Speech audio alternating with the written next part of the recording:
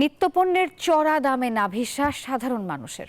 শীতকালীন সবজির দাম কিছুটা কমলেও নাগালের বাইরে বলছেন ক্রেতারা। আর এদিকে ভারতীয় আলু আমদানি বন্ধে বেড়েছে দেশি আলুর দাম।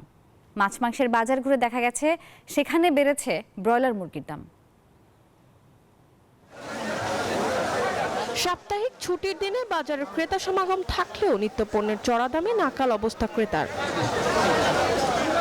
শীতকালীন সবজি কেজিতে 10 থেকে 20 টাকা কমলেও সাধারণ মানুষের নাগালের বাইরে। ফুলকপি 30 থেকে 40 টাকা পিস, মূলা কেজি প্রতি 30, পটল কেজি প্রতি 50 থেকে 60 টাকায় বিক্রি হচ্ছে। মানভেদে শিম 50 থেকে 80 টাকা এবং লাউ প্রতি পিস 70 থেকে 80 টাকায় বিক্রি হচ্ছে। এছাড়া মানভেদে কাঁচামরিচ বিক্রি হচ্ছে 60 থেকে 100 টাকা কেজিতে। দাম দেখে খাইতে পারি না, কিনা খাইতে পারি না।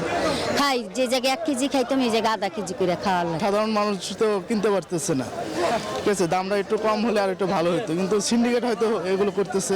প্রত্যেকটা সবজি অলমোস্ট 100 টাকা, 120 টাকা, 30 টাকা, বাট এখন এই প্রোডাকশনে আমাদের অ্যাকচুয়াল হওয়া উচিত কিন্তু 50 টাকার নিচে। তাহলে যদি উইন্টার চলে যায় ফেব্রুয়ারির পরে, তখন আলটিমেটলি 200 টাকার নিচে কেউ সবজি খেতে পারবে না।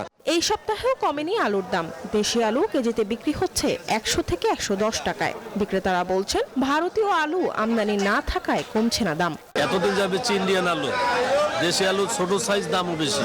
ইন্ডিয়ান তো এক্সপোর্ট বন্ধ হয়ে গেছে। দেশি আলু আসতেছে, আমি আশাবাদী। বর্তমানে আলু হলে আপনার 100 থেকে 110 টাকা কেজি, আর হলে আপনি আশাবাদী যে আমরা 1 সপ্তাহের ভিতরে আপনি হলো 60-70-এর ভিতরে আলু আইসা পড়বে আর কি। প্রচন্ড পরিমাণ শীতের সবজি আছে বাজারে, দাম না কমার কারণ হইলো ব্যাপারীরা কমে আনতে পারতেছে না। মাছ মাংসের বাজারে বেড়েছে ব্রয়লার মুরগির দাম। কেজি প্রতি বিক্রি হচ্ছে 180 টাকায়, সোনালী মুরগি বিক্রি হচ্ছে 320 টাকায়।